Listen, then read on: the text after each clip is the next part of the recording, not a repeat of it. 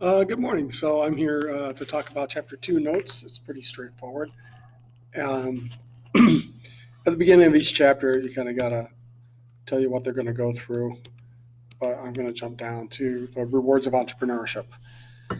Probably the best thing that people think about when they're young is wanting to be your own boss. It sounds really good to be your own boss, nobody telling you what to do.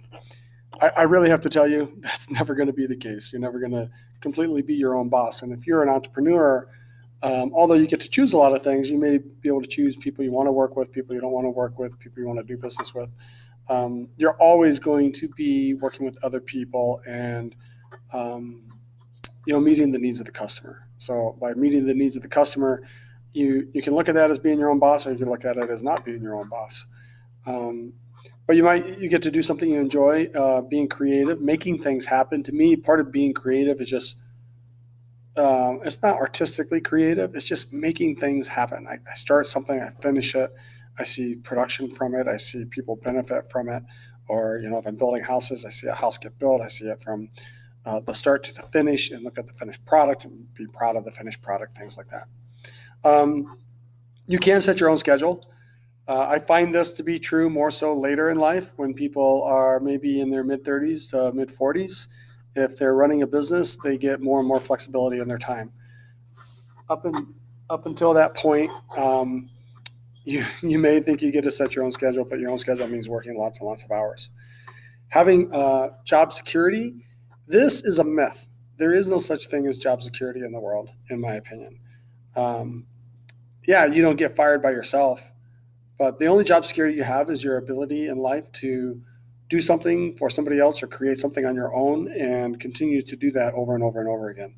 Definitely, you can make more money if you run your own business. Depends on the business you pick, of course.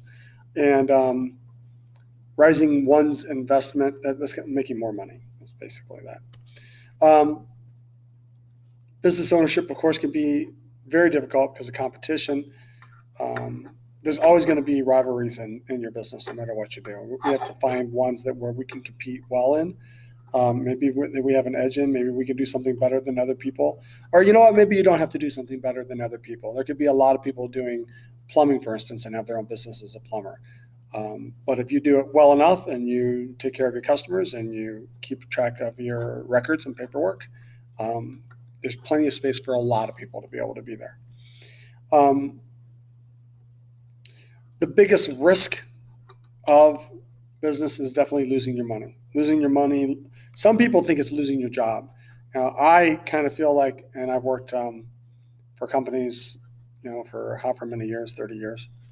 Um, 30 years plus I started working when I was 13, so I add another 9 on that, 39 years. I don't believe that there is or isn't risk of losing your investment. Um,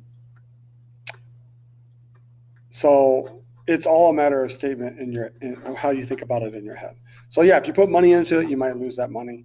But if you sit around and wait for somebody else to pay you, you wouldn't have the money to start with. Investment is the amount of money a person puts into his or her business as capital. Capital means money, buildings, or equipment for resources and economics. Um, so if I put money into something and it doesn't make a return, I could lose that money. That's true. One important factor of production for entrepreneurs is acquiring capital. So you have to start somewhere. Men's Warehouse guy in 1972 or three started Men's Warehouse with $7,200. It's called bootstrapping. So my recommendation, so you don't have to have too much capital in a business, is to bootstrap it. Another way to get out of not having to have too much capital to start a business is not to deal with the business that deals with inventory. Do it online. If you do online, you can have virtually no capital required to start your business, very little, or at least very little capital. If we were going to sell COVID squishy balls, you could probably have 5,000 COVID squishy balls made pretty easily and not with a lot of capital. But that's having a product. When you have a product, you have inventory. Inventory takes capital. If we just do a YouTube channel, there's virtually no capital required. Maybe if you need a computer, you need a better video or um, machine or something to present. But look, I'm presenting right now with a Chromebook. It's a few $100s as a Chromebook. You could use that. Um, Rewards in business then, in a nutshell, are being your own boss, which is true, but you still have customers. Doing something you enjoy, which hopefully is true, and that's why you go into business in it. Um, Getting opportunities to do what you want creatively, set your own schedule, having job security, making money, and being recognized by the community. Now, I don't know if you can get that as an entrepreneur. You probably can. I get that from being an entrepreneur. When I ran the wrestling club, I was recognized in the community. I'm recognized in the community as a scoutmaster in my community, and there's a lot of positive feedback for those things. Risks, again, are working long hours, probably definitely to get your business going, having uncertain income. Yeah, you don't know how much is going to come or not, but I think that's in the mind. Um, Anybody that thinks that their job is certain, if I'm getting paid $100,000 to do something and I'm going to get paid no matter what, that's probably not true. Being fully responsible and risk.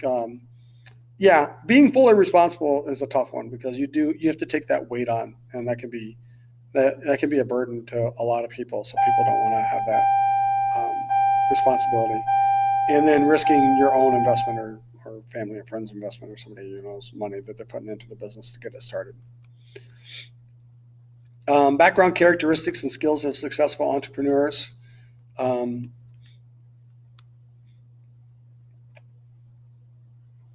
Researchers have studied to determine entrepreneurs have specific traits, experiences, and skills in common. Um, and a lot of people are influenced by somebody early in life, and maybe it was a family member that ran their own business, or somebody that was, kind of anti-control, anti-government, says you should take care of yourself and do your own thing. Would be kind of similar things I hear from entrepreneurs in my own life. Um, they got these 12 characteristics here, so we should know the definition of each of these. Persistent means you keep at something. We've talked about creative, responsible. Inquisitive means you're always wondering what something is or how to solve something. Goal oriented, definitely set goals, set specific goals. I talked about that in your about videos, setting specific goals. Um, if we set specific goals, we're more apt to meet them. Definitely want to be independent, someone who can work on their own. Self demanding means demanding of oneself, means I don't let myself down. I keep pushing when I'm tired, I keep pushing when it gets hard. Definitely have to be self confident, and I think confidence is probably one of the most important characteristics. And in fact, some entrepreneurs are overconfident, and overconfidence might be a thing, like almost ideas of grandiosity. They just believe they can do whatever, and therefore they take it on, and they're somewhat successful at least, and they can be um, and reap the rewards of that. You have to be able to take some risk on your own. Restless, it kind of means like you're always looking to do the next thing. You know, once you've figured something out, you're not really happy. You want to do it again or perfect it or do something new.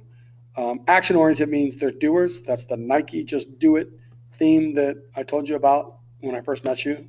And then enthusiastic. Yeah, you got to really go get things to be an entrepreneur. Um, Foundation skills. Yeah, you need some math. You need basic math. You got to be able to do your bookkeeping. You got to be able to do finance. Problem solving skills, really, really, probably the most important. A lot of people are running their own businesses without technology and computers, and they're at a big disadvantage, especially today. So hopefully all of you are younger and have that capability to use technology and computer. It's one thing to use it though to like take your books and communicate to people than just using it for entertainment, as most high school students do. Um, Organizing, planning, always can never organize, plan enough. Teamwork, being social, connecting to people, making connections. To me, this teamwork and social go together. Um, it doesn't mean you have to be the life of the party. It means you have to be willing to engage people and get to know people and create relationships with people. Businesses, you have to be adaptable. You have to modify and change. Imagine the change that people had to go through with COVID and what they've been up against with their own businesses, especially if you're in a restaurant or bar business or entertainment business. Um, Entrepreneurs often fit a very specific profile of a type of person. Um, you can call it achievers. They call it achievers here. You can strengthen your entrepreneurial characteristics by reading, writing, observing, and solving. I just read on the internet, look up entrepreneur stuff, read business news. That's how I built a lot of my ideas and ability to get what I want in the world. You have to know what exists in the world to be able to get what you want out of it. So you need to read. I just read online business news. Achiever is a person that has a record of a success because they keep trying until they are successful.